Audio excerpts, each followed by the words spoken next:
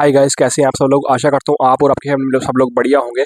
दोस्तों, हम आज आपके लिए एक और आईपीओ रिव्यू लेकर आ रहे हैं। एक ऐसा आईपीओ जो 27 फरवरी को स्टार्ट होकर 29 फरवरी को क्लोज हो रहा है, जिसमें मैं अलॉटमेंट की बात करूँ तो 1 मार्च को आपको अलॉटमेंट मिल रही है। अगर मैं लिस्टिंग की बात करूँ तो ये 5 मार्च को लिस्ट हो रहा है। जी हाँ दोस्तों, हम बात कर रहे हैं प्लैटिनम इंडस्ट्रीज आईपीओ के बारे में। तो इस वीडियो में हम टॉपिक कवर करेंगे प्लैटिनम इंडस्ट्री आईपीओ का जीएमपी क्या चल रहा है, कंपनी करती क्या है, कंपनी की आईपीओ की ओपनिंग एंड क्लोजिंग डेट्स क्या है, कंपनी के फाइनेंशियल क्या है, कंपनी की स्ट्रेंथ एंड वीकनेस क्या है, और हमें इस आईपीओ में अप्लाई करना चाहिए या नहीं करना चाहिए। दोस्तों, ये वीडियो बहुत इन्फॉर्मेटिव होने वाली है, इसको एंड तक जरूर देखिएगा।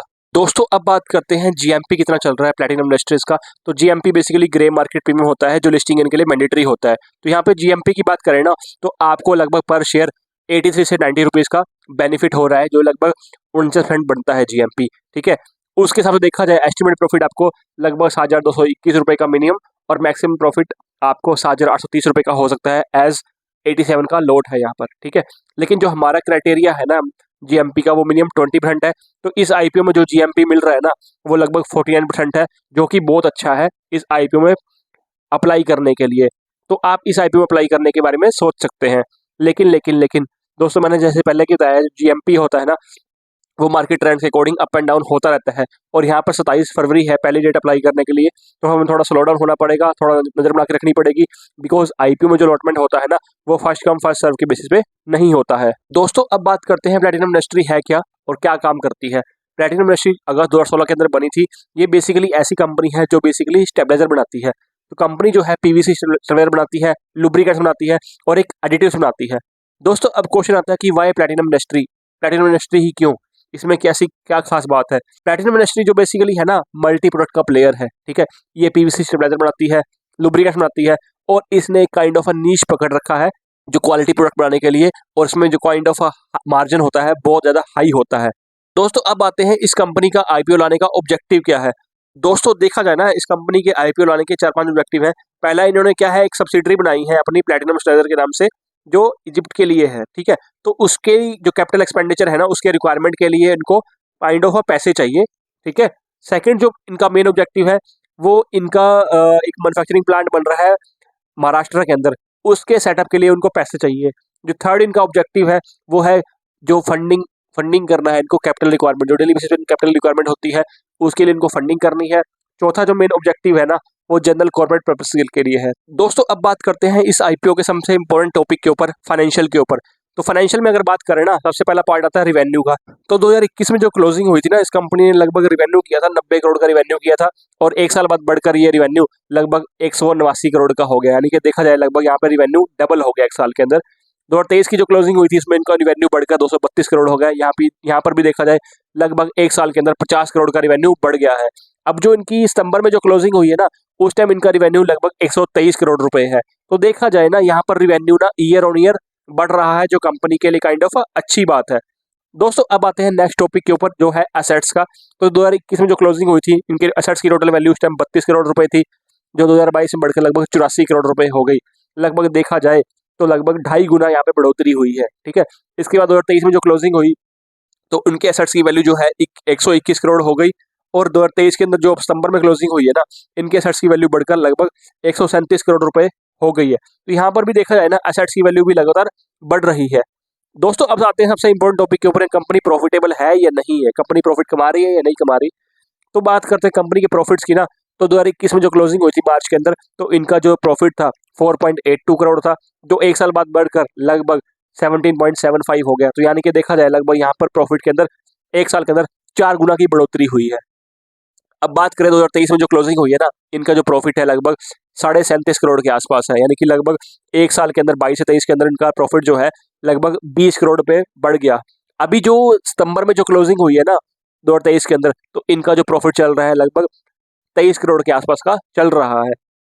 तो यहाँ पे अगर देखा जाए ना, जो कंपनी के फाइनेंशियल के बारे में, प्रॉफिट हो गया, रिवेन्यू हो गया, और जो सेट्स हो गया ना, इनकी वैल्यू ईयर ऑन ईयर बढ़ती जा रही है, तो कंपनी के लिए काइंड ऑफ ये अच्छा साइन है।